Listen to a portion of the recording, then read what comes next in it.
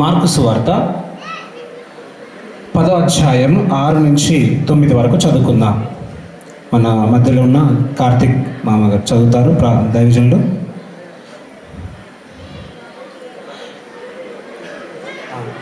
మాటలు అంతే జస్ట్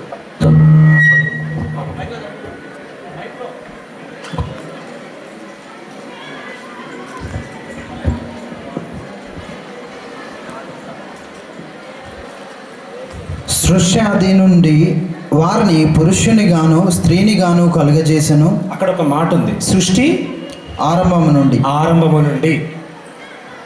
దయచేసి అందరు గమనించాలి. సృష్టి ఆరంభము నుండి వారిని స్త్రీనిగాను పురుషునిగాను కలుగజేసాను. దయచేసి ఈ మాట అక్కడ మాటలు మీరు అలాగే పెట్టుకోండి. ఇక్కడ మనము దేవుని వాక్యము మనకు వివాహముల గురించి ఏమి తెలియజేస్తున్నది అని అంటే, దేవుడు సృష్టి ఆరంభము నుండి, దయచేసి మనం ఇందరం ఇక్కడ ఉన్నాము, మనమందరము నిర్మించబడిన వారము. మన చేతిలో ఈ ఫోన్ ఉంది, ఇది మనకు వాడుకోవడానికి అనుకూలంగా ఉంది, ఇది మనుషులు తయారు చేశారు. మనము కూడా ఎదుటి వ్యక్తికి ఉపయోగకరంగా, ఎదుటి వ్యక్తి మనకు ఉపయోగకరంగా, మనము ఒక సృష్టిలో మనం ఒక ఉపయోగకరంగా, అనేక మందికి ఆశీర్వాదకరంగా ఈ శరీరము అనేది మనకున్నది. దయచేసి అందరూ దీన్ని గమనించాలి. అయితే ఇక్కడ దేవుడు ప్రభువైన యేసుక్రీస్తు మాట్లాడుచున్న మాట ఏదంటే, సృష్టి ఆరంభం నుండి. అంటే బైబిల్లో వివాహము 3 విధాలుగా దేవుడు ప్రారంభించాడు. ఒకటి, దేవుడు తన ఆత్మ సంబంధముగా దేవుడు తనతో ఉండుటకు స్త్రీనిగాను పురుషుని మొదటిగా ఆదామును దేవుడు ఏర్పరచుకున్నాడు. తర్వాత ఆ యొక్క నరుడు ఒంటరిగా ఉండటం మంచిది కాదని తన ప్రక్కటెముకల నుంచి సాటి అయిన స్త్రీని భార్యగా సృష్టించాడు. చూడండి, ఇక్కడ ఒక మాటను చూడండి. సృష్టి ఆరంభంలో ఆది కాండంలో ఒక మాట ఉంటుంది, జంతువులను భూమిని సమస్తాన్ని కలుగజేసి జంతువులను రెండేసిగా సృష్టించారు. కానీ మానవుని మాత్రం ఒక్కటే విధంగా దేవుడు సృష్టించాడు, ఒక్కరినే దేవుడు సృష్టించాడు. అయితే ఇక్కడ ఒక్కరిని ఎందుకు దేవుడు సృష్టించాడంటే, దేవుడు నన్ను ఆరాధించుకున్నటకు నా స్వరూపము కలిగిన ఒక పురుషుణ్ణి నేను తయారు చేసుకున్నాను. హల్లెలూయా. నన్ను ఆరాధించుటకు, నా యొక్క మనసును బయలుపరచుకుంటకు, తెలియజేయుటకు, నన్ను ఆ దేవదూతల యొక్క ఆరాధన కాదని నా స్వరూపంలో చేసుకున్న మానవుణ్ణి ద్వారా నేను ఆరాధింపబడాలని దేవుడు సృష్టించుకున్నాడు. దాని తర్వాత ఈ మానవునికి కూడా సాటి అయిన వారు ఉండాలి అని ప్రక్కటెముకలలో నుంచి స్త్రీని సృష్టించాడు. దేవునికి స్తోత్రం కలుగును గాక. హల్లెలూయా, హల్లెలూయా.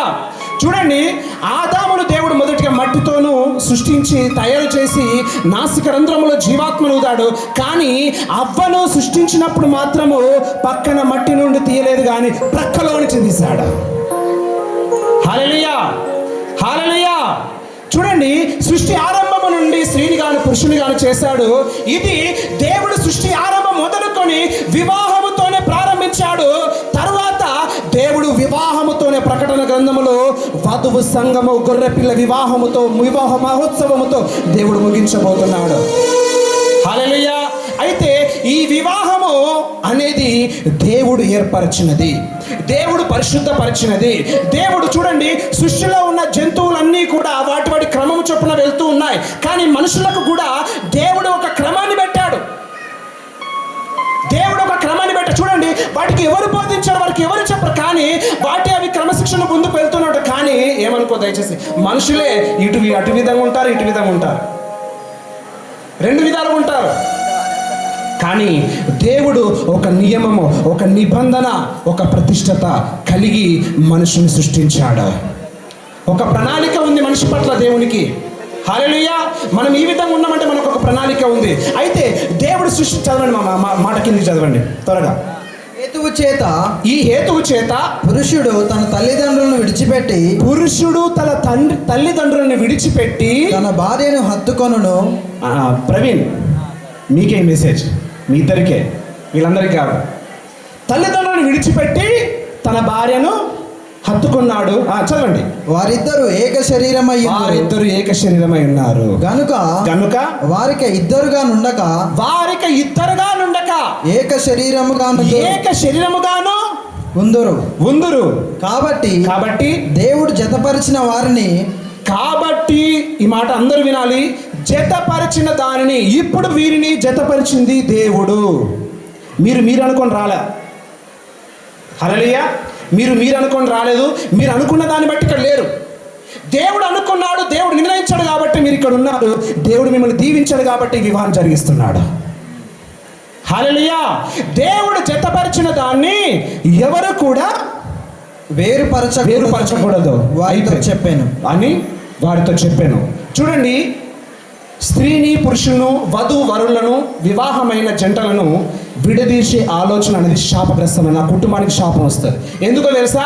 అది జతపరిచింది నువ్వు అనుకున్నది కాదు, నేను అనుకున్నది కాదు, ఎవరు అనుకున్నది కాదు, దేవుడు జతపరిచాడు. కాబట్టి వారిని ఎవరైనా సరే కానీ వారిని వేరు చేయడానికి వీలేదు. అయితే ఇక్కడ దేవుడు ఒక మాట మాట్లాడుతున్నాడు. నేను వాక్యంలోకి వెళ్ళను, ముగిస్తున్నాను. అయితే దేవుడు ఇక్కడ ఏమన్నాడంటే, మీరు ఏక శరీరమై ఉన్నారన్నారు. అయితే దానికంటే ముందు క్రీస్తులో మనము శరీరమై ఉన్నాం, మనము అవయవములై ఉన్నాం. హల్లెలూయా. వీరిద్దరూ క్రీస్తుకు మనమందరము కూడా శరీరమై ఉన్నారు. మీరు ఒకరికొకరు క్రీస్తుకు శరీరమై ఉన్నారు. మీరిద్దరు కలిసి క్రీస్తు శరీరమై ఉన్నారు. హల్లెలూయా. దేవుని నామానికి మహిమ కలుగును గాక. చూడండి, ఈ శరీరము ద్వారా మీ హృదయములతో దేవుని మహిమపరచాలి. దేవునికి మహిమకరంగా మీరు జీవించాలి. దేవుని నామాన్ని గణపరిచే విధంగా, ఆయన నామానికి మహిమకరంగా, అనేక మందికి దీవెనకరంగా, ఆశీర్వాదకరంగా మీరు ఉండాలి. దేవుని వాక్యము మీ హృదయమును పలక మీద దేవుని ఆత్మ చేత చెక్కబడాలి. హల్లెలూయా. దేవుని నామానికి మహిమకరం గాక. ఇటు మాటలు దేవుడు దీవించును గాక. దయచేసి వివాహాన్ని మనం ముందుకెళ్తున్నాం. దైవజనులు సమయల్ అనంత్ పాస్టర్ గారు, రెవరెండ్ పాస్టర్ గారు, దైవజనులు గౌరవనీయులు మరి ముందుకొచ్చి ఈ వివాహాన్ని జరిపించవలసిందిగా కోరుచున్నాం. అందరూ తప్పటి కొట్టి దేవుని నామాన్ని మహిమపరుద్దాం.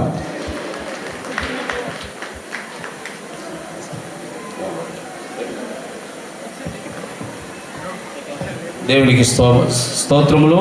మీకు అందరికీ ప్రభువైన యేసుక్రీస్తు నామమున వందనములు. అలాగే స్టేజ్ మీద ఉన్న దైవజనులకి, అలాగే పెళ్లి కుమార్తె యొక్క తల్లిదండ్రులకును, అలాగే పెళ్లి కుమారుడు యొక్క తల్లికును, చిన్నాయన చిన్నమ్మకును, వారి బంధువర్గానికును, ఇక్కడ చేరినటువంటి